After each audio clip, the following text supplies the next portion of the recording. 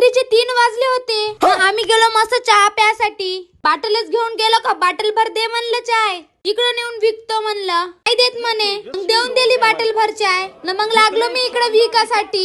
5 रुपये कट 5 रुपये कट म्हणून. मी नाही पिऊन टाकला थोडसा. कोण कोण दीक्षाभूमीवर मुक्काम केला होता मला कमेंट मध्ये नक्की सांगा जो. काही लोक मस्त झोपून होते, काही लोक मस्त गाणे म्हणत होते.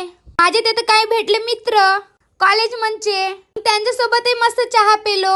आबा इकडे पाहत होते हे बाई दात घासायला लागली. मी म्हणलो झाली कर सकाळ. बोलता बोलता टाइमच नाही माहित झाला. सकाळी झाली बा म्हणून. सकाळी सकाळी थंडी मस्त लागत होती म्हणून मी पांघरून घेतलं. तर हे पुस्तक कोण वाचलं मला कमेंट मध्ये नक्की सांगा जो. जग बदलणारा बाप माणूस. आबा थोडसा डोळा लागला होता का सगळे घरी झाले निघले. लोक तर पार उठून चालले गेले. मिस राहिलो वाटते. म्हणून मी बी आपल्या आईले धरलो ना निघालो घराकडे जासाठी. सगळेजण लागले आपापल्या रस्त्याले.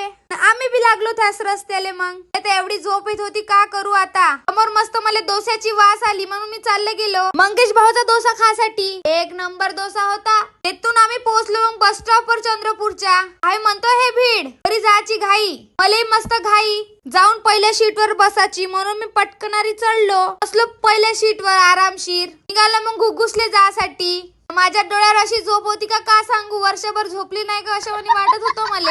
म्हणून आता विचार केला घरी गेला बरोबर जाऊन झोपूनच जातो बा म्हणून. तर